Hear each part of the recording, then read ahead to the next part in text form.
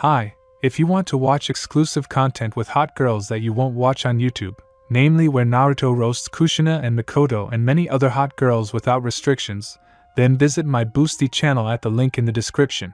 I wipe the blood from my palms again. I continue to give orders, sending people to their deaths. Those who have gone there will never return, but they cannot contradict me. And I, realizing that this is necessary, only try to remember their faces. Soon, a few more names will appear on the cold stone in the hospital ward. The war took the lives of many.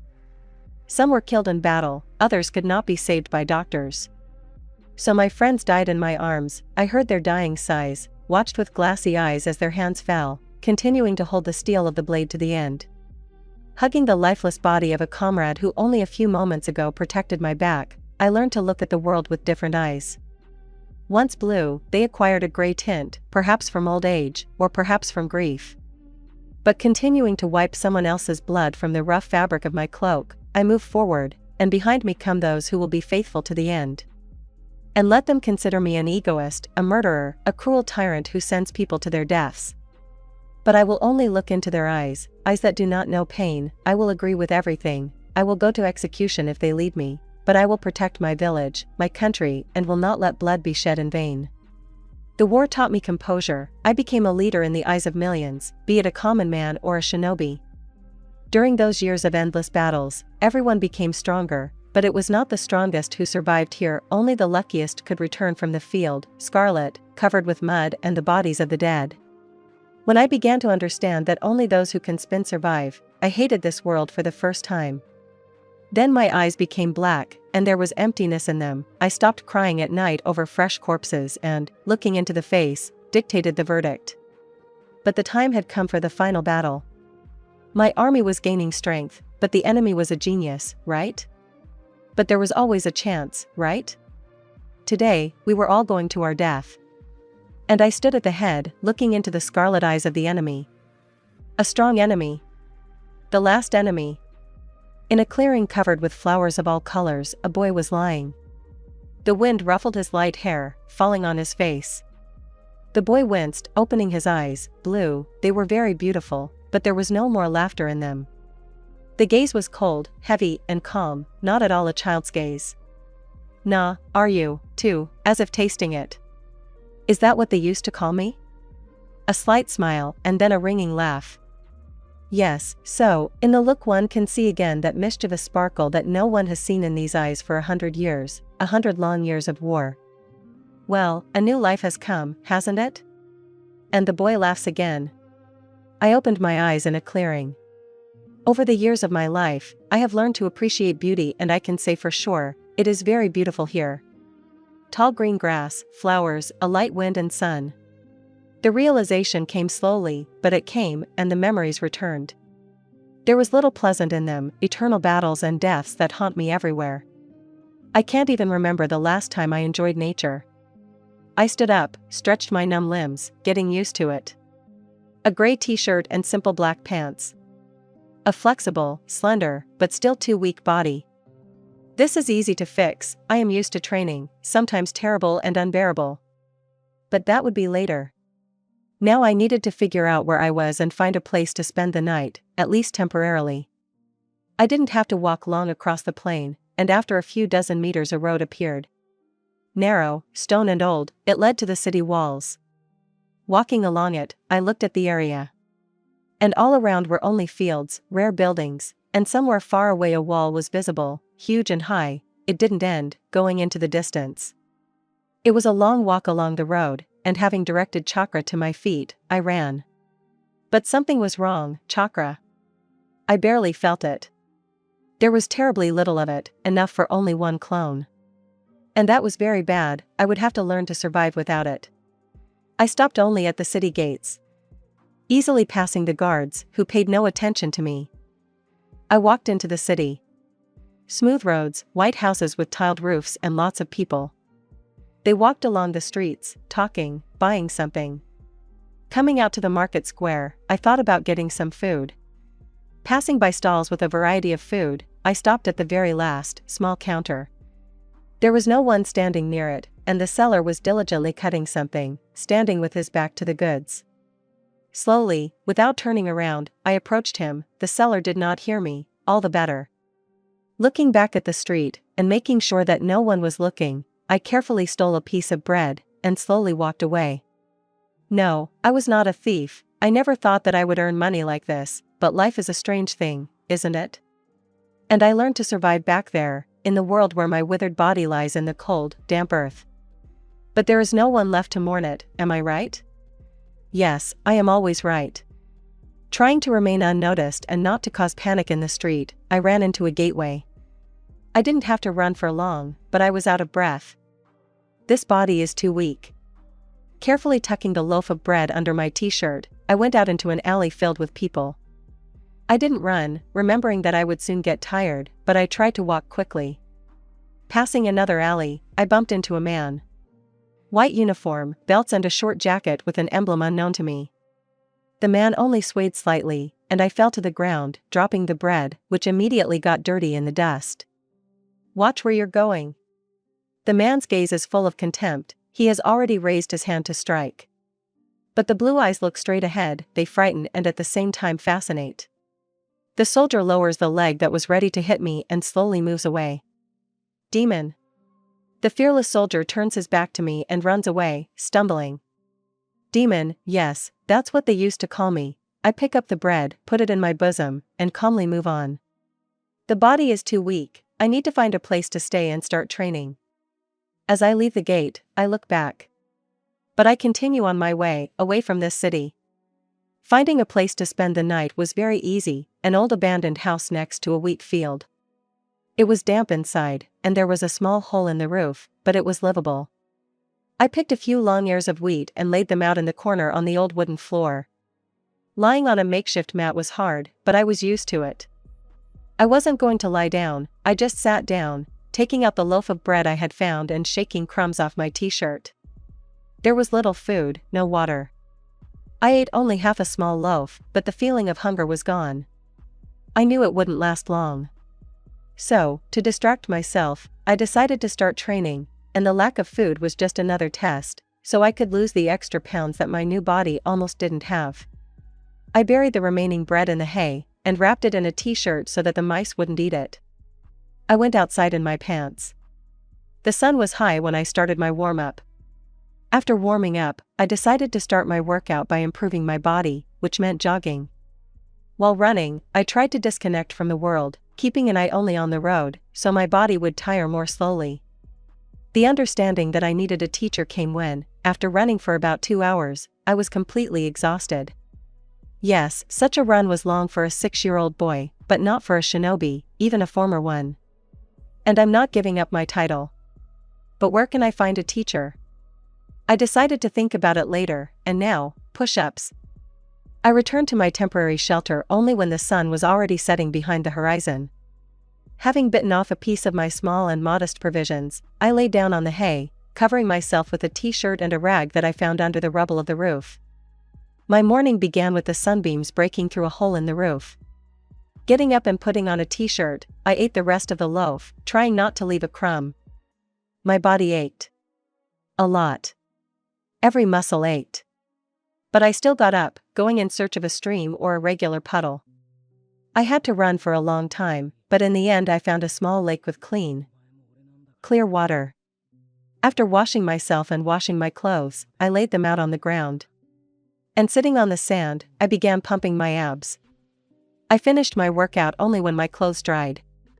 I felt only slight fatigue, but soon I stopped feeling it. Fish were splashing in the pond.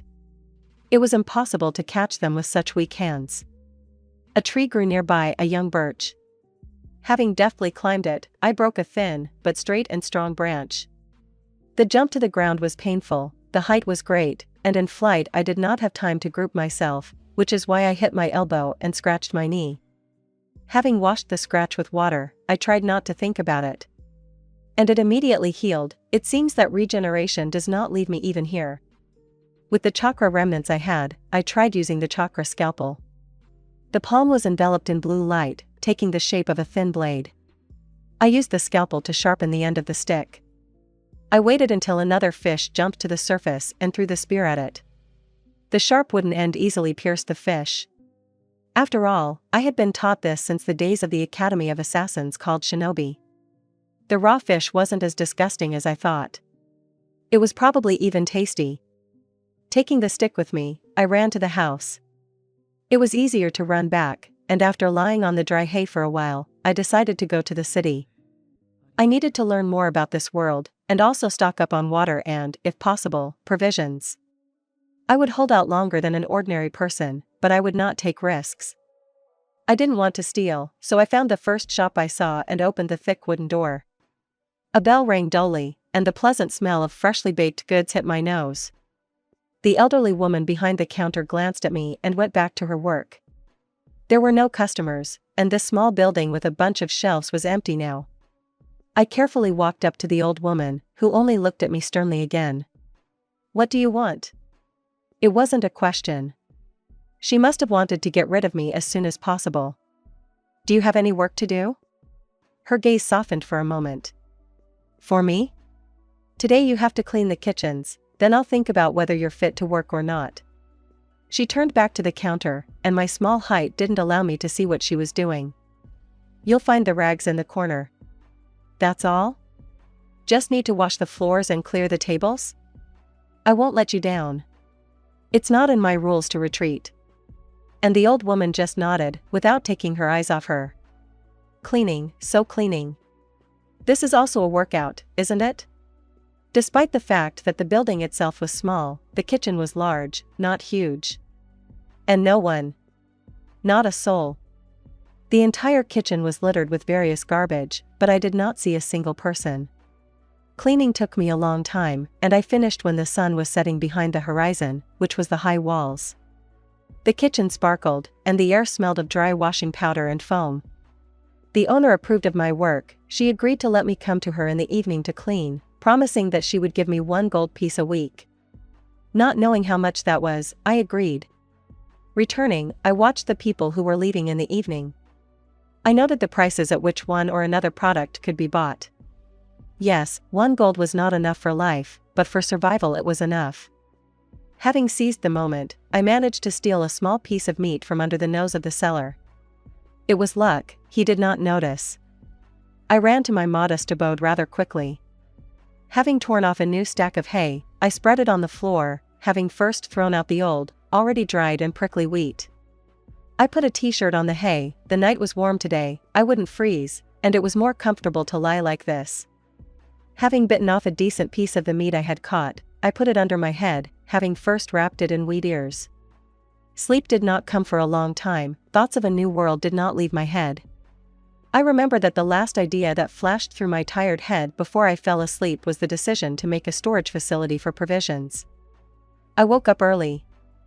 Despite the fact that the sun was hidden by clouds and did not disturb my sleep. Having stretched my bones and stiff body, I pulled on a t-shirt, and having finished the rest of the piece of meat, went outside. The air was fresh and breathing was easy. Taking my last deep breath, I ran to the lake. The owner of the shop where I worked in the evening turned out to be a kind but reserved woman. Believing the story of the poor orphan boy, she told me a lot about this world. Without asking me to give her name, she did not tell me hers. She spoke of the rose wall, in the vicinity of which I woke up. She told me about the titans from whom 3 walls protect us. And people really are cowards. They are afraid of the inevitable, because the walls will collapse, and with them the hopes of humanity. By the end of the first week in the new world, I had earned 1 gold coin, having worked honestly as a cleaner. You can't buy anything with gold, can you? I had to infiltrate underground communities. It turned out to be easy, having cast a weak genjutsu, which was enough chakra, on a bartender in a pub full of the smell of fumes and tobacco. I learned a lot. This knowledge was enough to gain trust, and I had experience in communicating with such people, and not a little. On the black market you can buy anything your heart desires, and most importantly, for your own almost for free. And with that gold I bought new knee-length shorts, made of durable black fabric and a small folding knife. There was not enough money for more. But I'm here for a long time. I'll have time for everything. In the first few days, I realized that there are people who need to be avoided. I simply tried not to look at the rest. After all, ordinary people are just cattle that are afraid to dirty their skin once again. soldiers are trained and dangerous cowards for a 6-year-old boy who sit behind 3 walls. The guards who guard the wall are mostly drunkards who were not among the top 10 in the graduating class. The reconnaissance squad, I could not find any information about them anywhere. Everyone said that they were just food for the Titans, to which I silently left. Without focusing on the local inhabitants, I tried to save my own skin, and for this I sometimes had to kill. But I'm used to it, so I became a thief killer. Soldiers caught me, or rather tried to catch me. I had enough time to train my body, and I was taught not to waste it in vain in the war, in which I was appointed commander. I continued to work part-time for that old lady with dark hair in the bakery. Over time, she began to give me more difficult tasks, as she considered, and accordingly the amount I left her with increased each week. After a month, my savings amounted to 10 gold pieces, and several packages with provisions, simple bread, if you were lucky, meat. It was rare to get something fresh, tasty, never. I put all my things in a carefully dug and lined with boards hole behind the barn, which served as my roof and home. The owner taught me to sew and embroider, and now my shorts had about 4 pockets and 5 hidden compartments, in which I kept knives that I could buy on the black market and things I got by stealing. She knew what I did, but she didn't tell the police, and after a while she gave me a price for a certain item that I could find from passers-by. It became easier to earn money. In the underground world I became a famous person. No one knew my face or age. But I carried out the orders for murder or theft that my friends sometimes sent me perfectly. I ripped my old pants and filled the sewn-together pieces of fabric with sand. It turned out to be something like weights that I hung on my legs and arms, wearing them constantly, and gradually replacing the sand with small stones. And my training continued. Only a few months passed, but constant training and hunger did their job. I could no longer be called weak. Today, exactly 6 months have passed since I came here. The streets were empty when I returned from the bakery in the evening. Shuffling my bare feet on the ground, I looked around at the buildings. Nothing had changed, the same tents that stand in rows on the main square. The same people who at such a time sit in their houses, afraid to move. But I need adrenaline, just a little bit, to prove to myself that I am different from those who resemble a flock of sheep. The seller, who had not yet had time to move away from his counter, hastily collected products, juicy pieces of meat hanging on a thin fishing line, fresh bread and apples. A very rare fruit in this city, famous for its taste and aroma. They will pay me a lot for it. Quietly, like a mouse, I crept up to the counter. The street is empty, and the seller, carried away by his work, did not notice me. Simply wonderful. Carefully my hand reaches for the juicy scarlet fruit. Just a little more, and I already grab the juicy fruit, dodging the hands of the seller who noticed the loss. I run away. Laughing, I run into the gateway. After training, it is easy and simple to run. Without getting out of breath, I stop and lean my hand on the cold stone of the wall. Yes, this sweet fruit was worth it. Help, a quiet whisper, please. The child's voice is becoming fainter and fainter. I have excellent hearing, and the stranger's voice fell silent. I turn and walk towards her. I walk calmly down several streets, turning into different alleys, and come out onto a spacious but empty square. By the wall, on the cold ground, a girl lies huddled, naked, a thin stream of red liquid running down her leg. For a few seconds I stood there, looking at the poor, huddled little bundle. But with the clearing of my consciousness, an understanding of what was happening came, and now I am running up to her. She must be about 8 years old, only a couple of years older than my body. Picking her up in my arms and wrapping her in a t-shirt, I carry her away from the city, to my home. She is very light, and I run as fast as I can. Now the weights are more in the way than ever, but there is no time to take them off. I carefully lay the cold body on the fresh hay, put my t-shirt on her, covering her with rags that I managed to steal from the bakery. And only now can I get a good look at her. Washing away the blood with water, I try not to hurt her. She is small, as tall as me, but clearly older, a year or 2. A thin, skinny body, with protruding bones. She is starving. Her light hair is tangled and unwashed. She was shivering. I tried to wrap her even more in wheat ears. She stopped shivering, but she was still barely breathing. I lay down on the floor. It was cold without a t-shirt, but you can sleep. I woke up from a scream. The girl I brought yesterday was looking around worriedly, and in her eyes there was only fear. Where? I stood up and brought the cup of water to her mouth. She drank it all. Where am I? Who are you? I'm Naruto. And you're at my house now. What's your name? And what happened to you? I'm Petra. I remember that I wanted to steal a piece of bread from the cellar. And other than that, nothing. Tears poured from her eyes, and I didn't know how to calm people down. My brother, he died outside the wall, on one of the missions of the reconnaissance squad, and without him, we have nothing to earn a living, the family is poor, we have to steal so as not to die of hunger. They will kill me, yes. She didn't ask. It was a statement. I patted her on the head and smiled, then handed her the red apple one had gotten today. She took it with trembling hands and tried to force out something resembling a smile. I will help you. And again, a radiant smile on my face. I can protect you. And in the eyes of the girl, who was several years older than me, a spark of hope appeared. To feed Petra, who still couldn't walk or sit, I had to work harder. I began to accept more murder orders, they always paid well. Soon, I was able to buy her a blanket made of thick fabric. Petra recovered quickly, and soon she could walk normally, but it was still painful for her to sit. She didn't know how I made money. I only said that I stole from the stalls in the market square, which was partly true. But life is more important than clean hands, and conscience fell silent after the 10th. I never thought about how I would live on. I wasn't going to join the academy to create Titan feed. I didn't want to stay with my friends, even though they brought me new orders that brought me good money. I continued to train my body, gradually starting to train my vision and hearing, which I remembered from receiving the Rinnegan, for which there is no chakra now. Having no idea how the training was progressing externally, I only felt the strength and health of my body. But Petra always blushed when after another training session, I returned again without outerwear. My training must not be in vain. But time passed, and Petra had already fully recovered. I want to join the scouting squad. These words turned my previous life upside down. She will die. She will not live even a week. I believe her, but I do not believe in her. Although, maybe something will come of her. It is not for me to decide, and not for her.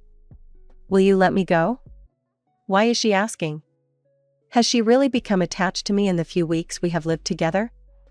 I have no right to refuse you. If you want, go. But be careful. Yes, I got used to her, but nothing more. I will stand up for her if she is offended, but I will not sacrifice my life for her. And she left. One day, saying goodbye and grabbing a warm wool blanket, she left my small house. And I, waving after her, threw off my new black t-shirt and ran. Again I run until exhaustion. Despite the fatigue, I will start doing push-ups again, and then go home. After all, I am used to it. A boy ran down the street of a small town. His feet sank into the mud, and cold rain fell on his head. His disheveled and tangled hair stuck to his face, blocking his view and preventing him from seeing the way. For the first time, fear flashed in his blue eyes. For the first and last time, he could allow himself to show his feelings. Not for his skin, mired in blood, for the soul of the one who did not drive him away when others despised him. People are pitiful, they fear what is inevitable, and they are wary of what is unknown. I was caught today I was threatened for the first time, and today I opened the oak door with all my might for the first time. But the familiar smell of freshly baked goods did not hit my nose. Today, time stopped for a moment. My legs are giving way, but I am strong, I can handle it. I carefully open the partition that separates the room from the kitchen. I stretch out my hand, but it trembles. Today, for the first time, my eyes went dark. I slip in a pool of blood. It is fresh, but not mine. Today, my scarlet world has turned gray. My hands are still shaking, but I still sit down next to the lifeless body. A through wound in the stomach, torn edges, you can't survive after that. And I was the only one who could understand her, the only one who could find the fabric that she asked for a long time ago. I wanted to give it to her. But I didn't have time. What a pity. A rough man's hand fell on the boy's trembling shoulder. We finally found you. The soldier grins. It was difficult, but we got help. So they betrayed me. The boy's voice is calm. And where am I headed? The old bakery owner died in his arms. The last person close to him. Now, pray. The chains clanked. That your head will end up under the chopping block. And the boy just smiles. Today his plans collapsed, but he doesn't give up, right? Conclusion, then execution. These words were not unexpected, rather long awaited. But they still made me shudder. It must be because my body could not withstand the load. The trial is over. This was not a trial, just a prelude to maintain the necessary authority of the authorities. But I do not need more, just let me rest.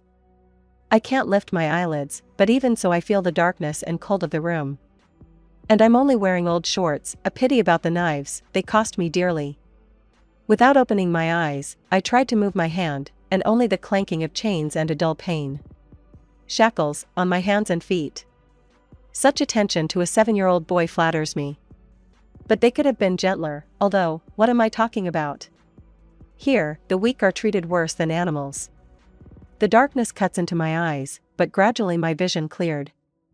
A dark room, a solitary cell with a bunk and a hard mattress, brick walls, and the brick is old, crumbling and white, once white.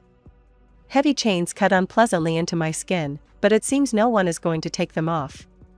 People appeared behind the bars that served as part of the wall, and a bright torchlight hit my face. There were many of them, they were shouting something, some pointed at me with their hands, proving something to each other. But I couldn't understand a word. The keys jingled, the door of my cage opened. They came in, one by one, standing in a semicircle around me. They were smiling. Scary. One of them raised his hand with a stone and threw it at me. The stone hit my shoulder, it didn't hurt, but it was unpleasant. Another grabbed me by the scruff of the neck and threw me off the mattress onto the floor. They held me, twisting my arms. The first blow hit my liver, then my solar plexus. The stranger's hands, holding me tightly, didn't let me bend in half from the pain. One of them leaned over, tilting his head to the side, exposing his neck. In vain. I bit his throat with my teeth, he screamed, they started to pull me away from him, but I only clenched my jaws tighter. The first drops of blood hit my mouth, having a slightly salty and metallic taste. I clenched my teeth tighter, tearing off the flesh.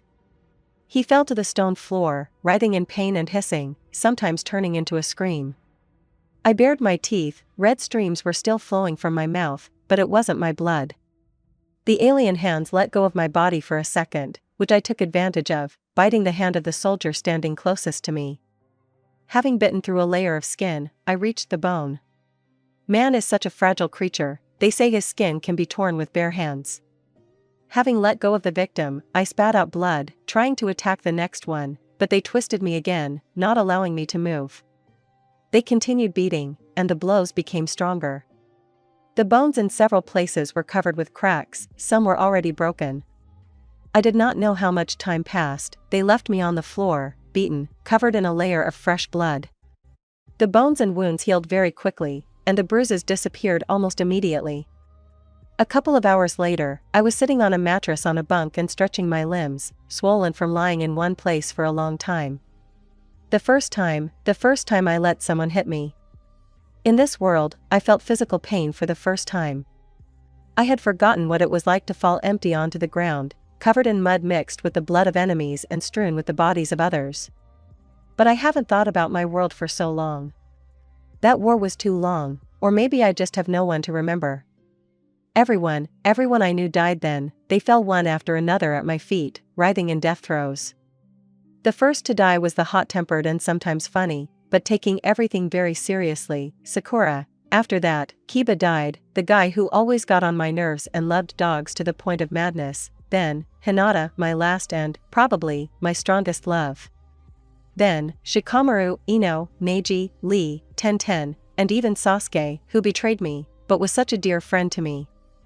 The marble stone on the square of the once great village was filled with new names. And for me, they must have erected a monument, probably made of stone, or maybe gold. The hero of his village. The hero of his country. But a hand ran along the iron bars of the cell. The door opened for a second, and a tin bowl fell to the floor, with a portion of bread, next to it, a mug of water. Not much more than what I could get by stealing, but it was livable. The man in the soldier's uniform stayed with me, leaning his back against the bars. And he didn't care that there were traces of beatings and pools of blood on the floor of the cell, and he wasn't going to help me, so much the better. I was not taken outside like the other prisoners, being considered too aggressive and dangerous. I sat in my cell all day, sometimes trying to escape, but this only led to another beating. Later, they began to take me to the lower floors, underground. There, I had to work. Nothing complicated, but not for a 7-year-old. It seems they decided to get rid of me in a less humane way than the gallows or the scaffold. There was no sunlight, and only dim torches illuminated the dungeon that served as the lower floors of the prison. Dust got into his eyes, making it difficult to navigate the dimly lit room. His hand was raised behind his back, cold steel hit the stone, causing a shower of sparks. The pick fell near the red stone, slightly grazing it. The sharp sound of the blow cut through the silence. The whip fell on the boy's back, tearing the flesh and leaving a new bloody mark against the white scars. He didn't care who he hit, because he would be paid for it. "You scratched such an expensive stone. And the voice is squeaky, unpleasant, I'll leave you without lunch." He always threatens, but lunch is not the main thing here. Work. 3 more rubies like that. The main thing is to survive, and food, and the food will be a rat nailed to the stone. But my back hurts. A sob is heard nearby, a boy, probably like me, he was recently transferred here. He was crying. Tears are a sign of weakness, you need to understand this, you need to accept this. But I never cried. Probably there was nowhere for tears to come from, they gave too little water. The bell rings, the clanging of the sledgehammer stops, and I lower my pick. Lunch, I won't get it today, but maybe I'll get lucky and some hyena will grab me a crust of bread. The hyenas are the local scavengers, it's always easier for them, they made a deal with the soldiers for their own benefit, and now they're gaining the prisoners' trust. They often try to appease me with food, they tried to get me to talk more than once, but soon realized that it was useless. And again a young girl sits down on the cold stone next to me, well dressed, a smile on her face, sickeningly sweet and false. She holds out her hand to me, and on it is a juicy piece of meat, pork, prisoners are not given that. A new girl, they are given something they don't refuse, and with those who have fallen into your net, taking a handout from your hand, it is always easier to start a conversation. And perhaps, just for a second, interest flashed in my eyes. She noticed, she already had experience, she must have worked in the torture chamber before. Hyenas often leave there in search of easier work. I looked at her for the last time, turned away, again taking the uneven surface of the handle in my hands, a swing, the pickaxe falls on the gray stone. But her small hand falls on my shoulder, she touched me. I was filled with anger, hatred, at her and those who put me here. I abruptly throw her hand off my shoulder, turn around and look with disdain, people like her do not dare to touch me. The girl recoiled, and, stumbling, fell on the sharp stones, hitting her head. A thin stream of blood flowed down her temple, she did not move, and a piece of pork fell on the dusty ground. The prisoners surrounded us, it would be advantageous for them if they caught me now, there would be more food. One of them, screaming, rushed to the meat. They all pushed each other to get to the treasured piece that was meant for me. The first to grab the sinewy meat was a skinny boy, he was shouting something cheerfully, bringing the food to his mouth, he bit off a piece, slowly, tasting it, he chewed it. He climbed onto one of the highest stones, stuffed the rest into his mouth and quickly swallowed. The prisoners were distracted by the boy who stole the food from under their noses. And I, unhurriedly, went to the far corner, I don't need problems, I don't have long left here, the soldiers are impatiently awaiting the appointed time, and I do not intend to bring the inevitable closer. And again I swing to strike, but a boy, slightly taller than me, gets in my way. Thank you. He smiles at me. Why did they put him here? If it weren't for you, I probably would have died of hunger. He looked away. Yes, this meat was intended for me, but once the hyena is dead, there is always someone to pick up its kill. I turn away, I do not intend to continue this pointless conversation. I still have 3 rubies on me, I have to work. Can't he understand that I want him to go away? I can introduce you to someone. He spoke in a whisper, smiling carefreely, and devils danced in his eyes. Go on, is there really someone here who could interest me? I smirk, looking at his face, which suddenly became serious. The hyena they sent to you is dead. You don't think they'll let you get away with this, do you? His smile widens, and there's no joy in it anymore, it's fake and forced. I'll recommend you to some people, and for a fee, they'll cover for you. I'm not interested. I turn my back to him and wait for his reaction. What do you have in store for you if you refuse? He is surprised. They will kill you. No one has ever forgiven the death of a hyena, they are the soldiers' favorites. He takes a step back, a small one, but a step nonetheless. He is beginning to fear me. My sentence is execution. I calmly look into his eyes, and horror is reflected in them. I was waiting for this. You. How? He whispered as if in delirium. How? What kind of monster are you? Death is the punishment for the disobedient and the murderers. The death sentence is the most terrible thing in this prison. You say it so calmly. Prison. I considered my temporary place of residence a cage, a penal servitude, or whatever, but I never called this place a prison. Prison is a cage in which especially dangerous criminals are kept, but I am not dangerous. I am not aggressive, unless I anger, I do not attack without reason, then why? 6 months. 6 months in a cage called prison. And my conscience is clear, but my hands are covered in blood. My name won't tell you anything, and to know me by sight, not many can boast of that. Another step back, he clenches his fists and tries to say something. I'll give you a hint, none of them survived. I approach him and whisper in his ear. Now, run, I put a sharpened pick to his throat. The boy ran away from me, screaming and crying. He was one of them, a jackal, the soldiers had sent him, another hyena had gotten close to me. But I liked it was funny to see the fear in his eyes. The boy managed to amuse me, I sent him a sincere smile, but he didn't see it. I still have 3 rubies on me, work awaits. And again I swing the pickaxe, the steel hits the stone. I am led through dark corridors, my hands clasped behind my back, the handcuffs rubbing painfully on my wrists. There are 2 guards behind me, and 1 in front. Today is exactly 1 year, a year has passed since I came here, and today, it is time to carry out the sentence. I will be transferred to another cell, and in the evening, my way to the scaffold. But I have never given up, and I do not intend to today. To lose my head a second time, they want too much, they thirst for a spectacle, they will get it, today. The bright light hurts the eyes, you can't lift your head, a thick rope squeezes your throat. You can't hear screams and joyful cries, they decided to execute quietly? So that no one would know. Someone's hand presses on your neck. The ropes fall to the ground. It's time, how long have I waited for this? A second, and I'm already squeezing someone else's wrist with my small hand, the bone crunched. I trained for a long time to get a strong grip. The executioner howled and let me go. My eyes finally got used to the bright light. I jump over the chopping block, run down the steps of the scaffold. There are few soldiers, only 3. Over this year, they have begun to greatly underestimate me. I easily dodge the first blow. I fly under the feet of the second soldier.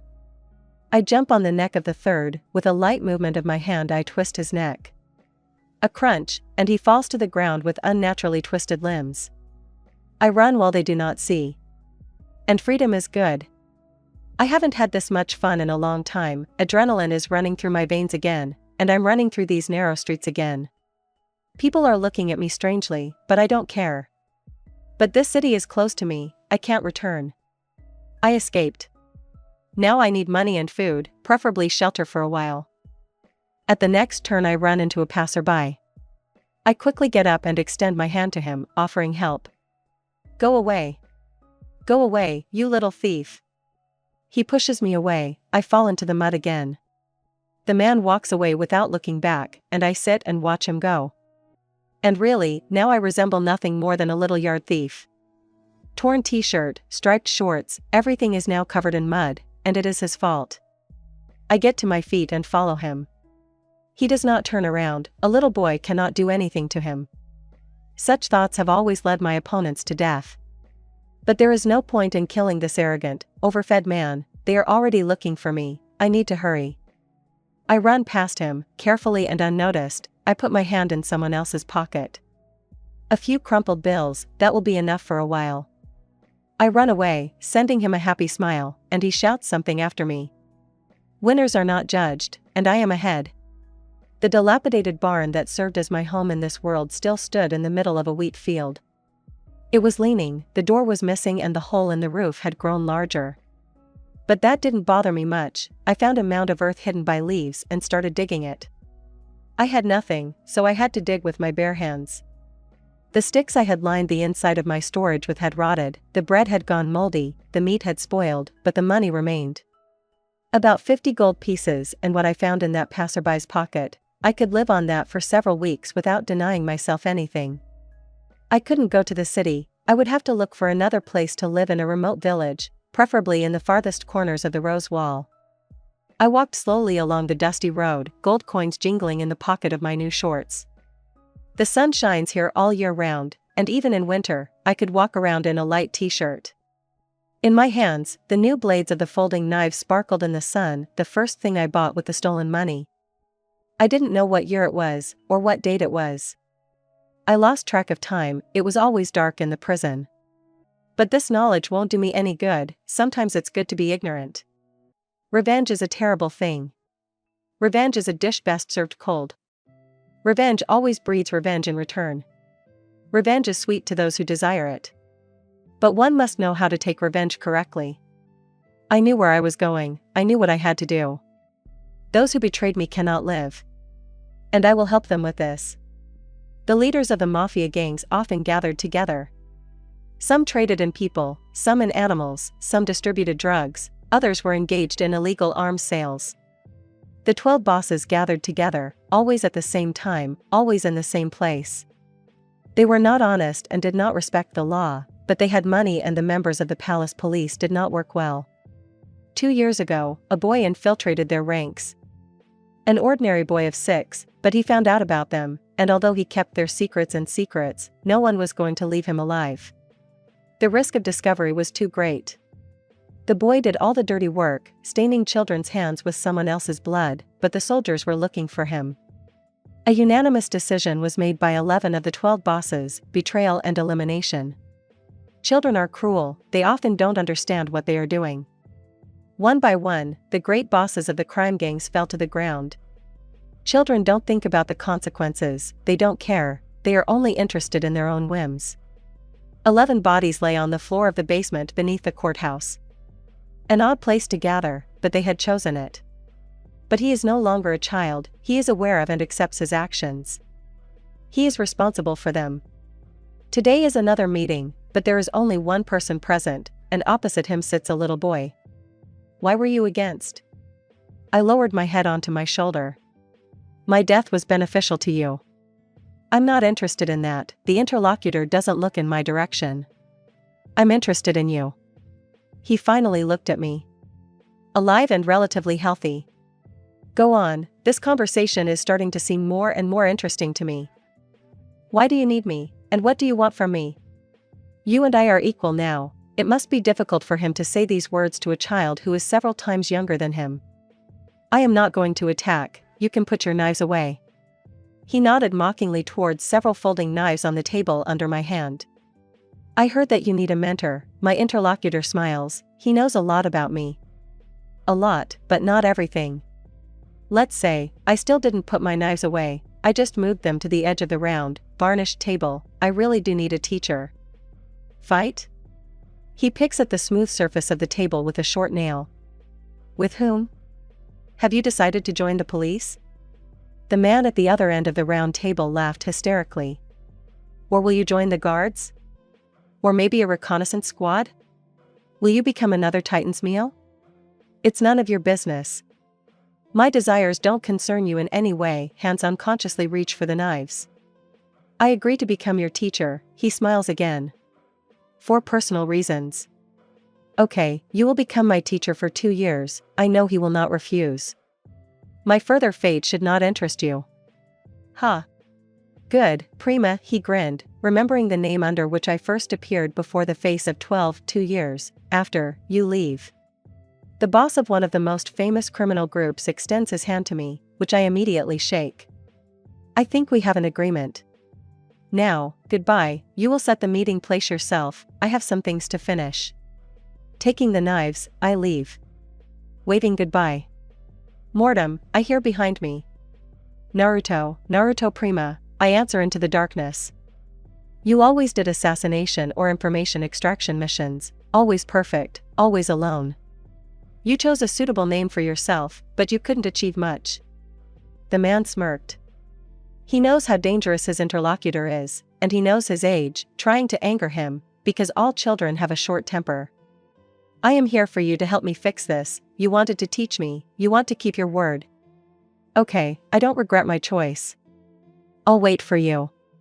See you later, Prima. A man has no right to stand up first, and so he waits until his little interlocutor leaves the room. Damn boy. The teacher was rich, very rich. He settled me in his mansion in the center of the city within the walls of the Shina. The room was luxurious, mahogany furniture, a carved bed, gilded mirrors, a golden chandelier, a large wardrobe and simply a huge window overlooking the street. But I was in the room only once, having given me a tent and a backpack. The mentor led me into the forest, saying that I must survive. He took all my knives, leaving only one, the most expensive and beloved. I stopped at a small clearing in the forest. The clearing was illuminated by the sun, but it was surrounded on all sides by tall trees. Having pitched a marsh-green tent on fresh grass, I went to look for a stream or a river. In my backpack I found an empty flask, into which I filled up a lake with clear water that I came across on the way, in which I also washed my shorts and a t-shirt. Mortem never gave me a boot, but I am used to it, barefoot is more comfortable. In a hidden compartment of my hiking bag I found a change of clothes, a loose t-shirt and dark green shorts, not very suitable clothes for a walk in the forest, but there is no other. Having laid out wet clothes on the sand, I began to watch the rare fish that sometimes jump out of the water. I took a knife out of my backpack pocket and got ready. A small silver fish emerged from under the thickness of the water, a moment and it is already nailed to a tree with a sharp knife. I returned to the camp on the clearing when the sun had already set behind the horizon. On my shoulder was a fish tied with a fishing line, on my back was a backpack in which a change of clothes was neatly folded. Having cleared a small piece of the clearing from branches and grass, I laid out the branches I had collected earlier there. Now, my goal was a fire, and later food, which would be served by the fish caught in the lake. Suitable stones were found quickly. And soon I was sitting on my backpack near a pile of brushwood. A few blows of stone on stone and a spark fell on the dry wood, the fire flared up almost instantly. The night was warm, and the fire pleasantly warmed my dark skin. I slept in the open air, with my backpack under my head and a t-shirt that had already managed to dry. The Uzumaki clan has always been famous for its vitality, which has helped me many times. But now I can no longer bear such a dear family name. Here I am Prima, always first, always right. I marked the days on a mossy piece of wood. Fresh scars appeared on the uneven surface. The weeks flew by, I moved from place to place, trying to avoid encounters with the inhabitants of the forest, which did not always work. It was easy to deal with a wild fox, but wolves attacked in packs, and often I had to run from them. Surviving in a forest full of wild animals, without food and water was not easy, but I managed. By the time my teacher woke me up early in the morning, I had lost track of time, and the mossy and old incisor-covered piece of wood was lost. A month. You have been in the forest for a month, and now I can take over your training. Mortem raised the carved cup to his mouth. I was beginning to fear that you had changed your mind. Steam rises into the air from the dark liquid in the white cup. The tea stood untouched on the table. It's time for the next training session. The man put the cup aside, slightly scratching the surface of the table. Your body. I will not teach you to kill titans, I will teach you to fight more cruel creatures, people. The teacher stood with his back to me, looking at the sun setting behind the wall. Yes, I understand. I nod in response, this is exactly what I need from him. The basis is fist fighting. The simplest thing at first glance contains a deep meaning, and everything ingenious is simple. He looks down at me, turning his head over his shoulder. In a fight, you use kicks, punches, techniques related to grips and throws. Even the simplest, movement of yours must be perfect and honed to automatism. You must be fast, even with a well-trained and relatively strong body, you will lose to an opponent with greater mass. I sit on the bare ground, my head raised to the sky. Blue, like my eyes once were. I wonder what color they are now. At a distance, use your fists and legs, close knees and elbows, and close a grab. Hit the pain points, try to disable the enemy. Don't try to be humane, be cruel. Turning his whole body towards me, he extended his hand. Move quickly, dodge and strike. Without thinking, I put my hand into his palm. I will teach you one lesson, he smiled slyly, slightly narrowing his eyes. Never, the teacher pulled my hand sharply, forcing me to stand up and lean forward. Don't trust anyone. With a quick movement, he hit me in the solar plexus with an open palm. I pulled my hand away and walked away, pressing my palm to my chest. My vision was double and dark, a thin stream of blood mixed with saliva was flowing from my mouth. Theory is over, it's time for practice. Attack. Mortem beckoned to me with his hand. Come on. The war has tempered my character, I have become more reserved and collected, but my patience is not endless. You asked for it, old man. I spat out blood. I'm attacking. One after another, the blows rained down on the boy's body. You are not yet collected enough, you lack fluidity, you must be softer. Pain clouded his eyes, but the teacher did not stop. Revel in the battle. Shut up, old man. Just keep going, I can beat you. The outlines blurred, and the world went dark. I won't lose. Today you were able to defeat me, congratulations. I don't need your praise, the boy lay on the ground, arms outstretched. I don't need pity, let's continue training. You wanted to say beating? The dark-haired man did not believe in the student's strength, and one victory would not convince him. You must be able to handle cold weapons. Running his hand through his long hair, the man handed the blonde boy a katana. Even in our time. You can get good toys, of course, if you have your connections. This is my gift to you.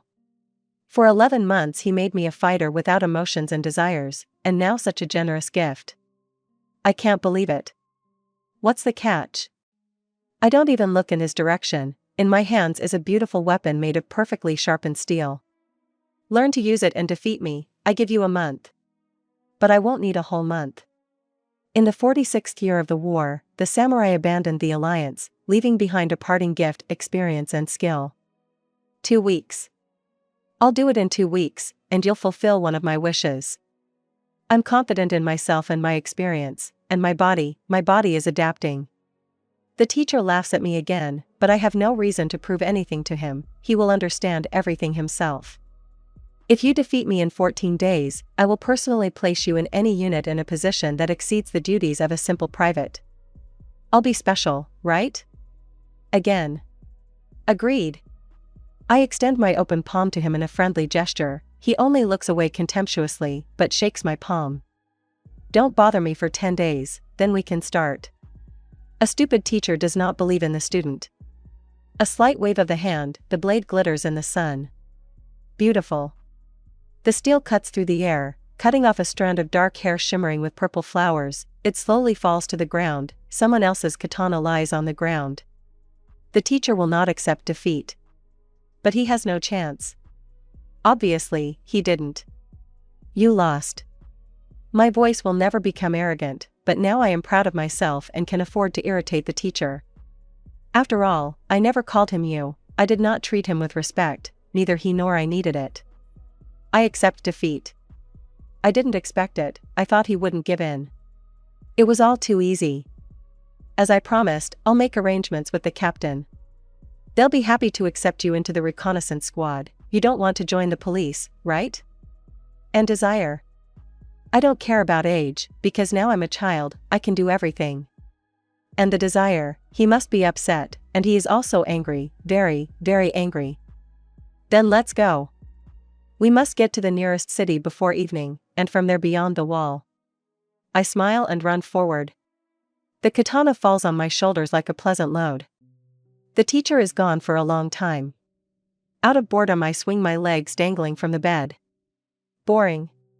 The lock clicks, the door opens. I try to cope with the desire to jump up from the dark blanket on the single wooden bed and throw myself at the feet of the teacher who entered, asking for the commander's permission to join the squad, but pride does not allow it. I just pretend to be detached. This news does not interest me much. They agreed, but you are still too young, they will not benefit from you. You will join them after completing your first year of study at the academy. Of course, after finishing your studies with me. 2 years, huh? 2 more years. Okay, I agree. I'm even glad about this. There is a ribbon in front of my eyes, black and silky. The silence is tense, but the pleasant weight of my favorite katana on my back calms me down a little. The teacher holds my hand, and I try to keep up, moving my legs, sometimes running. 2 years of training have come to an end. It's time for the final training. Mortem stopped and, shrugging his shoulder, let go of my hand. If you can withstand the last task, I will enroll you in the ranks of students with special rights. He never said what special rights meant, but he immediately made it clear that I would be the only one special. I'm ready, old man. You can begin. The black starched ribbon fell to the ground. What does this mean, old man? I tried to speak calmly, not to betray my anger, which was gradually turning into cold rage. What are you talking about, stupid student? He smirks. He knows, I didn't expect it and I can't. I thought you could do anything. Snake. I refuse. I take one last look at the children pressed against the trunk of an old tree. A boy and a girl. Torn clothes, a hunted look and horror in their eyes. They know why they are here. And I know. I don't think so. This is your assignment, don't think that I'll just let you go. If you leave, I'll hand you over to the soldiers. You won't make me do this, and you know it. I offer my hand to the children shaking with fear. No matter how much blood there is at my feet, my hand will never rise against a defenseless child. You have one foot on the gallows and your hand is still shaking? He was ready to hand me over to the soldiers the first time we met, but he didn't want to. And he won't hand me over now. I won't kill a child. I take the child's hand in my own and turn my back to the teacher. Well done, Captain Irwin will be waiting for you at the exit from the forest. He will take you to the students' barracks. He does not let me ask a question, leaves, waving goodbye. The unasked question was answered as soon as I took my first step on the dry, tall grass in the field. A carriage was waiting for me and 2 children. Irwin himself, the great commander, gave me his hand, helping me up the high steps. The carriage stopped at the walls of the castle, huge and stone, like in the books I read in my world. I jumped to the ground, raising a small cloud of dust, followed by my captain, down the steps. The children were taken away in a carriage. Their parents are already waiting for them, from whom my teacher stole their own son and adopted daughter. She had a beautiful red scarf. From this day on, you will enter the academy and undergo a short training course. It will take about a year. If you complete it earlier, I will personally become your mentor and teach you in the remaining time. Irwin patted me on the shoulder and walked ahead. Oh yeah, you are the first one to enter the academy at 9, be proud. He turned his head over his shoulder. No one will know about your past except me. I made arrangements with the police. You will find the barracks yourself, be ready, enrollment is tomorrow. Free. Yes. Tomorrow? Then I need to get some sleep. Good night, Captain. Irwin simply nodded his blonde head in response. 20 cadets stood in 2 uneven lines on the sand. They had already been given vests with the school emblem, a sword cutting off the head of a hydra. You had the honor of being in the most elite school behind the wall of Sheena. Be proud. Each of you was recommended by a superior in rank. In the future you will replace them at the post, of course, not all of them. The tall man walked between the future soldiers, putting his hands behind his back. Only the 5 best will be awarded this glory. He looked into the eyes of each, sometimes stopping, but soon continuing on his way. And I am here to give you this opportunity. I stood 10th from the right in the second row. I was almost invisible behind my tall classmates. For 9 years old I was very tall and still almost a whole head behind the 13-year-old cadets. My name is Byron Marigal, to you I am sir. My new mentor stopped next to a short boy and, looking up at him, asked his name. Samuel Wonder, sir. City on the southern side within the Rose Wall, sir. Recommended by a lieutenant of the military police. The voice is thin and unpleasant, shouting too loudly. The Titan will eat him first, most likely out of pity. Only the police should be with him. My new instructor didn't bother to approach the next one, he just looked at him. Richard Proud, sir. Sam Winner. The names were called out, I didn't remember them, I didn't need to. Each cadet, taking a step forward, repeated the action of the first student. I think his name was Samuel. It was my turn. Your name, small and brave future soldier? He laughed and did not believe, like everyone else, he too will pay for this. I have no reason to show him much, the captain will evaluate my results. Naruto, sir. No place to live. Was recommended by the captain of the reconnaissance squad. You can show him some politeness. I stood straight, looking into his eyes, but allowed myself the liberty. Relaxed shoulders, slightly closed eyes. He noticed and will appreciate it. You allow yourself a lot, cadet. The teacher emphasized the last word, emphasizing my insignificance. But I will forgive you this liberty. However, do not think that I will forget. I just lowered my head, looking at the floor, expressing my apologies, but did not change my position. Tomorrow is your first training, 20 cadets will pass the selection, 15 will remain. The teacher looked at the sky, we did not interest him, his task was not to let us die. At 5 in the morning I expect you in this clearing, you know the location of the barracks. Lights out. Eat. Small wooden houses for 5 people surrounded the building of the common dining room, also wooden and quite old. I didn't look into other people's houses, and who would let me do that? Here, as everywhere, personal space is highly valued, but I can't blame them.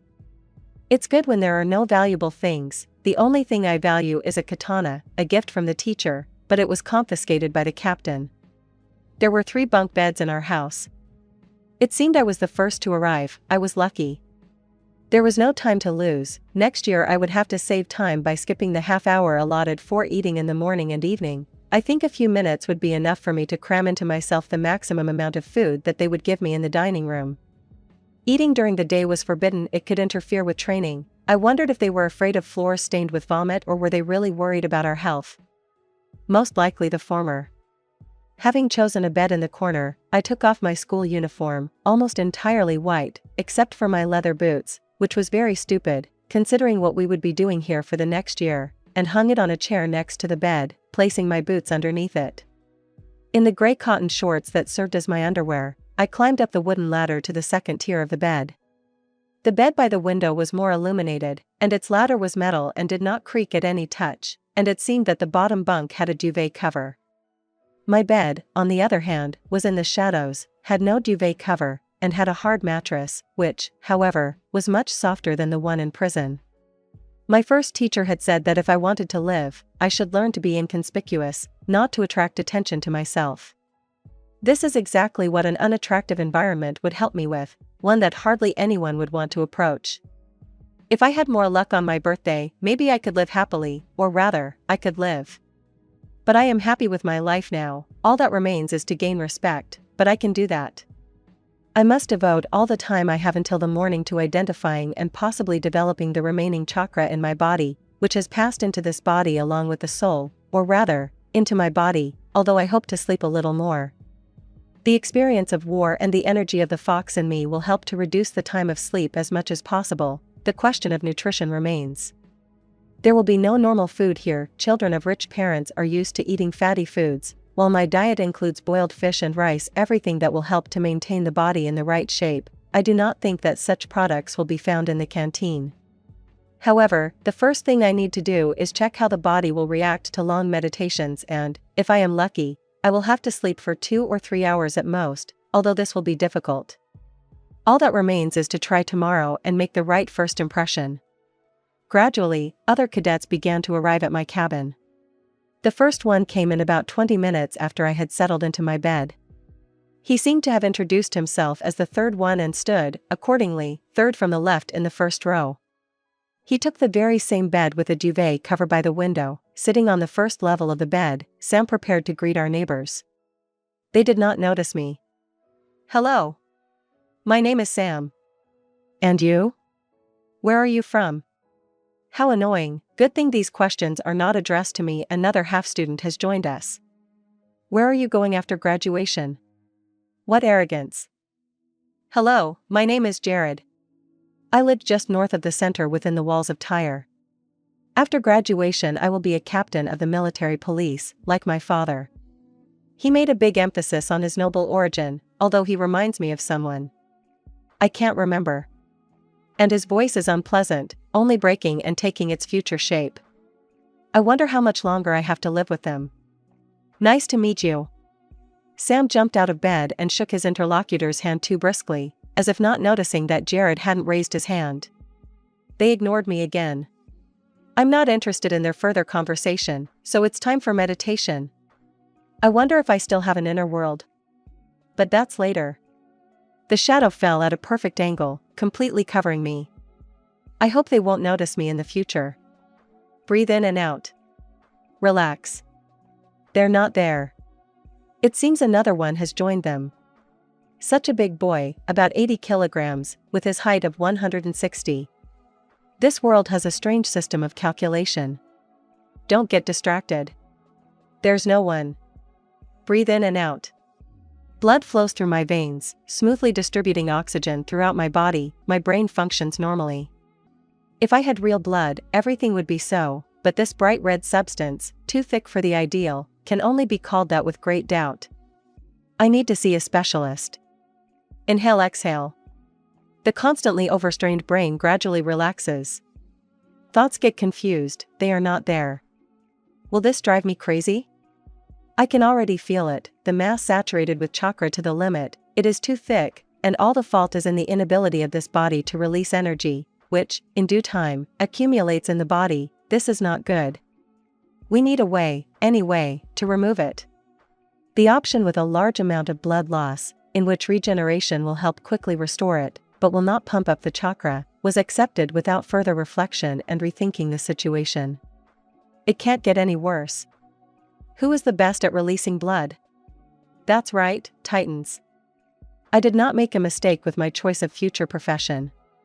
Another cadet came. The problem was identified, the solution was found. Inhale, exhale. High blood density will help with the increase in the speed of regeneration, because the bleeding from the wound will be minimal. From the state of meditation, I passed into the stage of sleep, though not for long. I was awakened by my new commander, Byron, aka Sir Marige. Opening the door with his foot, so that it slammed against the wall, he entered our house. With a scream, so that the windows shook and the beds creaked under 3 cadets who jumped up, he woke us up. I had long been accustomed to this kind of awakening, so I simply opened my eyes. From where I was, on the bed, I had a good view of the entire small room, my 4 comrades and the commander. Where's the 5th one, damn it? Looks like these 4 are about to get into trouble with the evil commander. Search all the beds. Carry out. I slept alone in my bed, so it was the only one the cadets had to check. I didn't see what they were doing, but judging by the sound, they had ripped apart the mattress on the bottom bunk. They should have crushed Titans like that. It's a shame about the mattress. I wanted to put it under mine to make it softer to sleep on. The wooden stairs don't seem to be able to support the weight of a fat teenager, and why is he looking at me? He's not moving, is he okay? Anyway, maybe I should throw him off before it's too late. Why? Himself. Don't look. Don't look. Don't look. I found him. I remember him. He's so small. Who bears their neck like that in front of strangers, and what if I want to bite you? Hey, kid, don't be afraid, we won't hurt you. Is he an idiot? He's shaking all over, is he okay? And this isn't for me, he's talking to the commander. You're sticking your fat neck out again, how did they even accept you into the academy? Get down and let him come down, fatso. How rude you are, commander.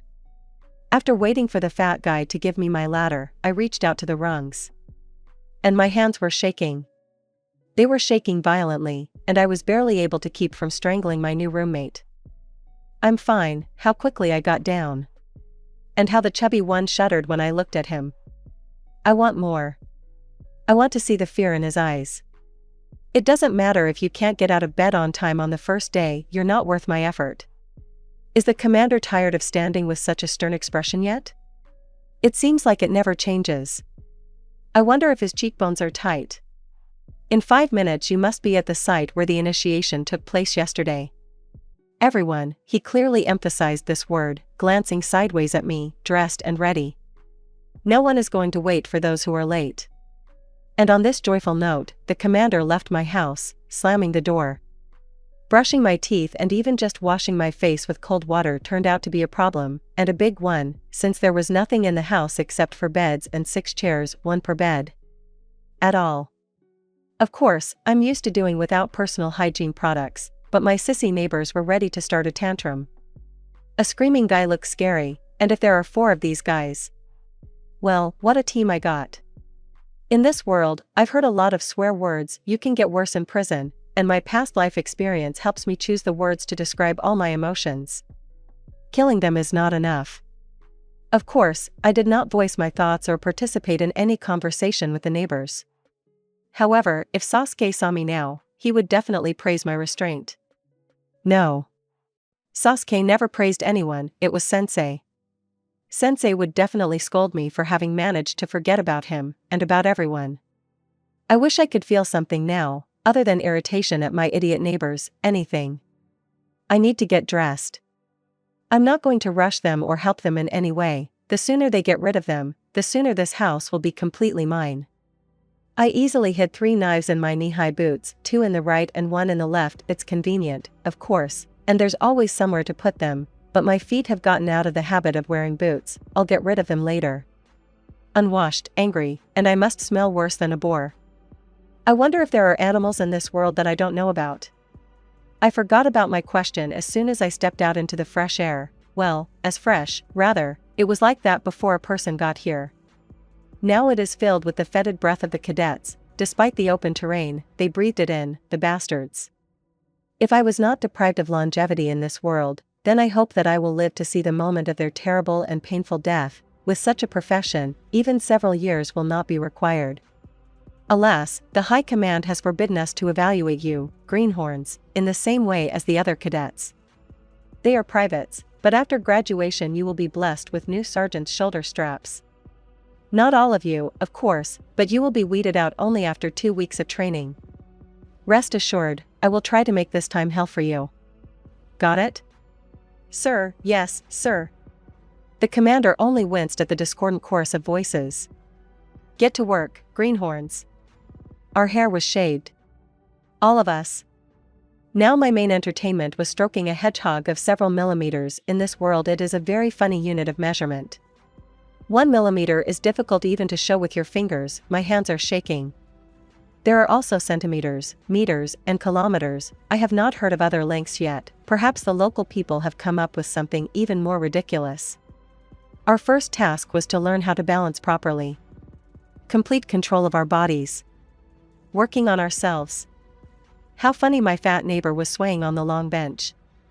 Even by the end of the first week he still couldn't walk on it. Byron Marige decided not to waste his time on him. Stefan Cord, a neighbor whose name I never learned, left our small house at the end of the first week, with a crumpled piece of paper with a recommendation written in the captain's crooked hand, too fat even for police work, expelled without 2 weeks of preliminary training. I didn't want to take his mattress, it smelled of sweat and tears. After 2 weeks of continuous training, 19 cadets were running through the first level obstacle course. I didn't want to stand out too much, but I learned to control my body even before I stole the first painted handkerchief of a church fanatic. Our next task was to learn how to operate the spatial maneuvering device, a very interesting thing, in my opinion, but running with the help of chakra is still more convenient. Our whole group was brought to a sandy ravine, where the greeting took place.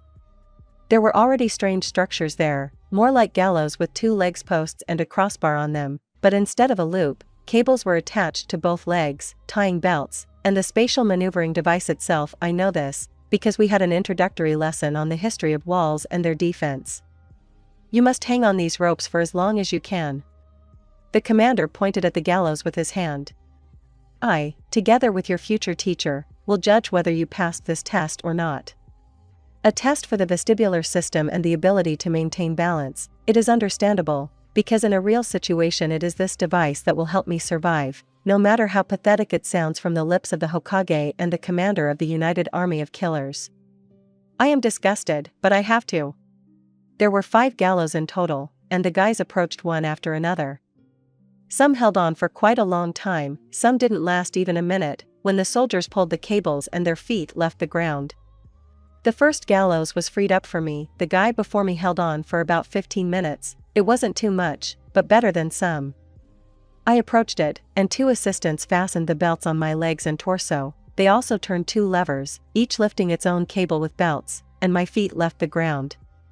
If I had enough chakra, I could have compacted it under the soles of my boots and stood on it calmly, but I didn't have much chakra. I was ready for the fall. I even took some chakra from the accumulated puddle and compacted an invisible layer on my face and eyes. It's easier to spend a little chakra now than to suffer later with dust and dirt that will definitely get into your eyes. But all this turned out to be unnecessary. I felt almost as confident on the cables as on the ground. Perhaps the psychological pressure of the past was taking its toll, because there I could not imagine life without freely floating in the air. Fortunately, my innate affinity with the element of air allowed it. I hung in the air, dangling above the ground on some pathetic belts, and did not feel insecure. I was comfortable. When the belts began to cut painfully into my skin, I poured all the chakra, dispersed in a thin layer over my body, under them. There will not be even a blush left on my dark skin. I need to become the best of all these fools, because then I will be able to choose where to go next. They will give me an apartment where I want, but, of course, within the rose wall. After all, I am not the son of rich parents. Time in zero gravity flowed infinitely slowly, which only helped me enjoy every second spent in the familiar environment of my former self. I was not limited in time. When the flow of chakra became completely uncertain, I pulled the ropes myself, and I was lowered to the ground. What? Couldn't resist, cadet? Some young officer allowed himself to make a sarcastic remark.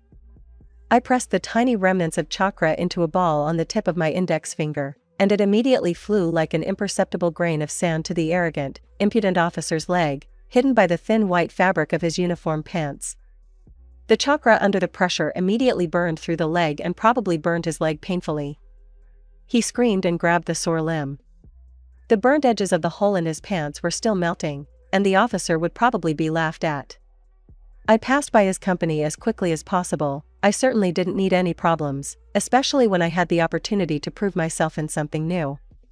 After the first such training, all the cadets would be taken to the medic's tent, which was behind our houses and the dining room. I had nothing to do there, and I headed straight to my own. Before dinner, I would have time to accumulate some chakra and run it through my body. After dinner, a list will be posted on the wall of the dining room, facing the training ground, for which first 20, then 19 cadets have been shedding sweat and blood under the leadership of a tyrant commander for these 2 weeks. There will be 15 names on this list. Mine must be first.